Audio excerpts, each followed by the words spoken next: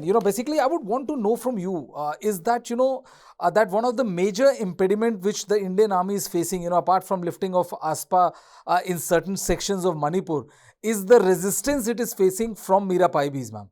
And there have been several instances. Situation came to a level where I think perhaps for the first time I saw Spear Corps releasing a visual saying that, explaining the entire situation in video, and showing us the visuals of how 11 terrorists they had to let go of 11 people, 11 terrorists, because a large number of women had gathered, and they didn't allow them to take it forward. And if the army would have acted in haste, it could have resulted in several casualties. So army displayed a mature judgment. How do you react to that, ma'am? How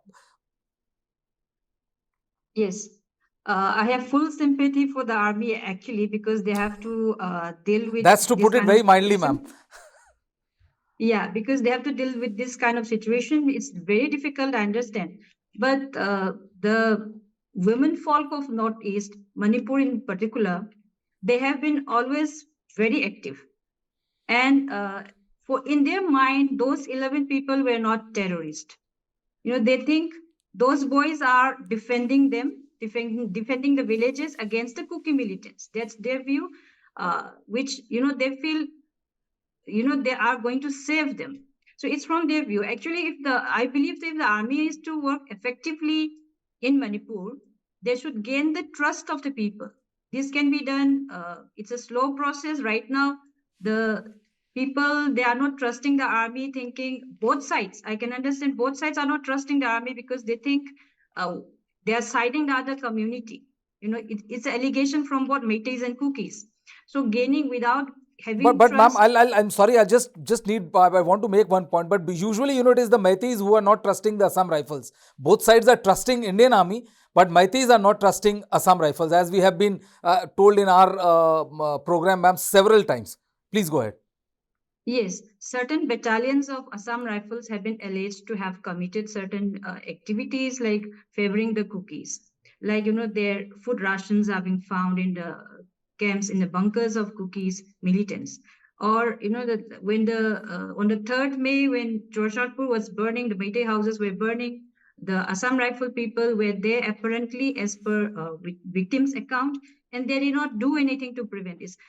These kind of activities, news spread, and always the suspicions about armed forces were there from before, especially these Assam Rifles.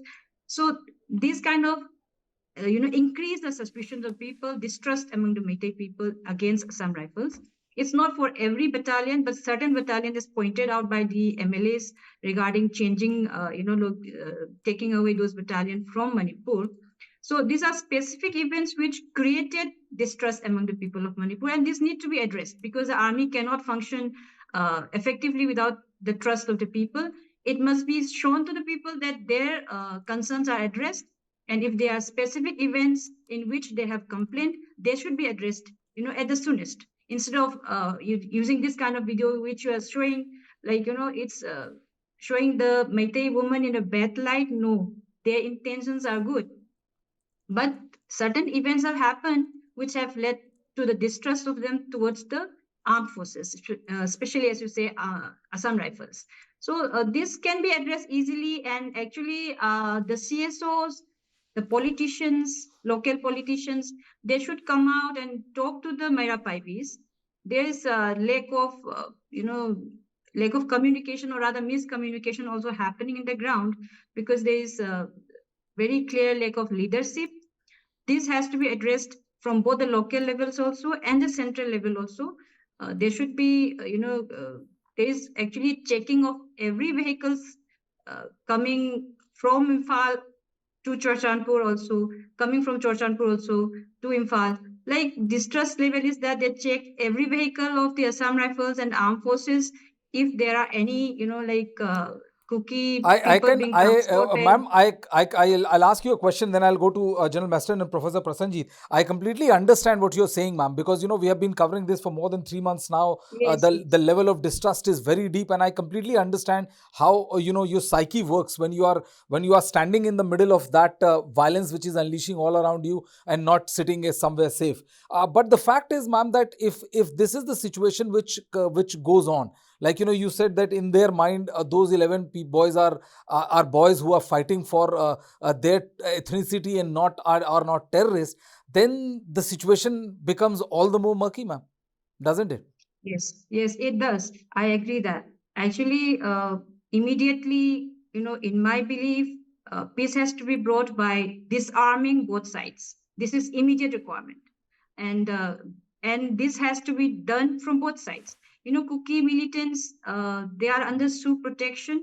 That's fine, but right now, what they are doing is they are violating the terms of SU agreement, because under SU agreement they cannot be roaming around with guns, which they are doing right now.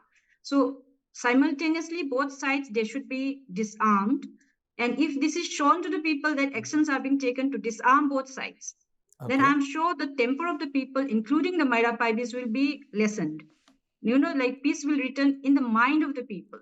Okay, some action is being taken now. Actually, the silence of the central government also has helped in accentuating this problem. People are not happy with the central government. Both parties, political parties, across political parties, central government and the opposition also.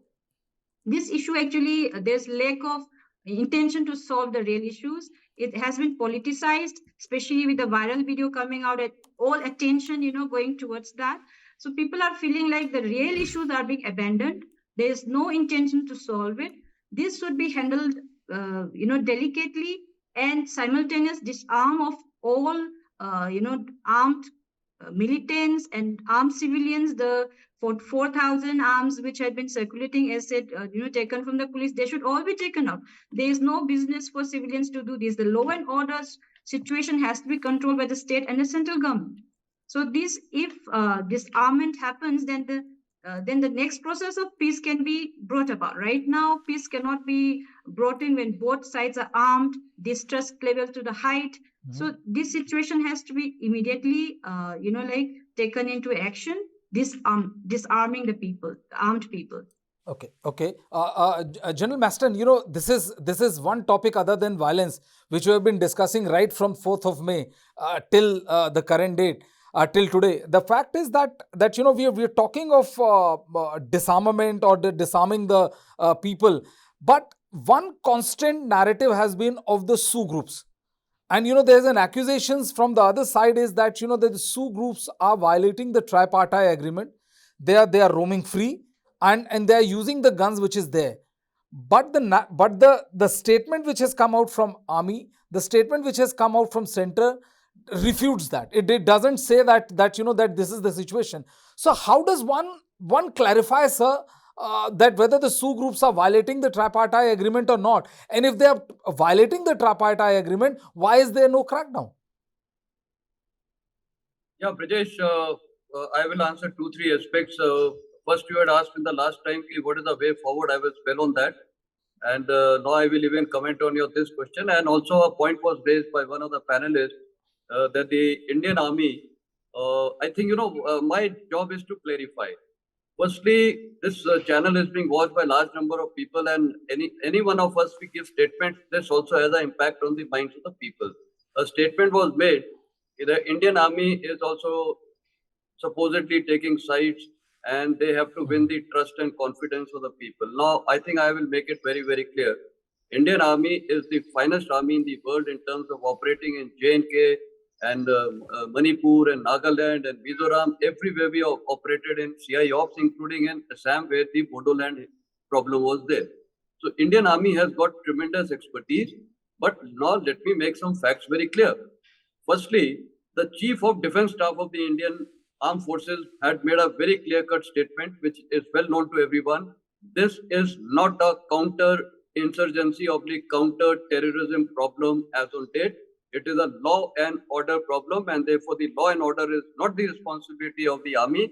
It is a responsibility of the state police, duly under the chief minister or the administration. That I'm making it very clear. And as on date, Manipur has not been declared as a disturbed area in terms of counter-insurgency or counter-terrorism. So army's role is to just stabilize the situation, not go and do operations against anyone. So that is point one. Point two is coming on to the SU. Again, there are only allegations. If the Indian army has made a statement, if the government of India has made a statement, there is no other authority better than them to clarify that. No, any individual, a group of individuals, or some people can keep projecting anything that should be just discarded at face value, because aim is create rivalry, distrust amongst people, and show the government of India and the Indian army also in bad light. Third, you had asked about the way forward. Now, let me tell you, I had given you certain ground factors. And one of the most important ground factors which now I want to highlight is the deep distrust, to the extent that one particular ethnicity is extremely happy with the present chief minister. They love him. The other ethnicity just do not want him. They have been advocating president rule. Therefore, if this is a very good example of trust, lost trust by one ethnicity and solid trust by the other ethnicity. So what is the way out? The way out, the Sioux group operations or whatever was launched, it had a particular incentive. It was conceived by the Indian Army and the government of India. Both the government, the present government and the earlier government have been working on that. And therefore, something towards the Hill Autonomous Council was being worked out. And my input says that probably this year in February, that's not going to be announced. Something now, it is exactly on the lines of Bodoland Territorial Council, which was signed in February 2003 by the then Deputy Prime Minister of India, Mr. Advani, the state government of Assam, and the Bodoland Tigers, the Bodoland fighting tigers who were part of that tripartite agreement. This kind of an agreement was almost to be signed now, and I think now it is high time. Now, President's rule also will be of zero significance at this time when the distrust is solid. Therefore, let us today go on to focus what happened in Bodoland Territorial Council. Let us go ahead with this issue of the Hill Area Autonomous Council, implying demarcate the areas, let the one ethnicity be happy with the present. In this arrangement, the Autonomous Hill Council will continue to be part of Manipur. We are not dividing Manipur, but certain areas of governance, executive, legislative, and the financial powers automatically get transferred to the Hill State Council and let them run it. And this is what the government of India's plan was. This will create peace. This will create harmony. Indian Army cannot go on rampage and start killing people. That is not the role of the army. This is the political solution. And today, I, as an army general, am giving a political solution. Next solution is the police has failed the state of Manipur and the people of Manipur. Let us reform, restructure the police. In fact, some stern measures need to be taken. All officers of the men of the police who have not been doing their duties, they need to be sacked irrespective of their ethnicity. Next, criminals. There have been a lot of criminals in this from both ethnicities. Immediate task force needs to be set up, identify the criminals with a lot of evidence, and then, courts need to be set up on a fast track basis to give exemplary punishment to these people. And fourth, the issue of narco-terrorism. If this is being talked about so much, the center and the state government must take up full, I would say they must go full throttle, stop drug cultivation and identify all people. No drug trade can ever proliferate without the help of the political patronage and without the help of the police and without the help of criminals. Therefore, just ban it. Don't let us not blame any ethnicity. Remove the drug problem once and for all, and this is the way. And many will suffer in this. The politicians will suffer who want the drug trade to proliferate. The police will suffer. The criminals will suffer. So let's take a very hard stand. Let's get it implemented ruthlessly. So these are few of the suggestions of way forward. Otherwise, we will keep talking. Nothing is happening. Violence continues unabated. And let me also tell you today, the entire hill areas, Nagaland, Mizoram, because one has operated in that area, and the hills of Manipur. These will now become counterinsurgency hub.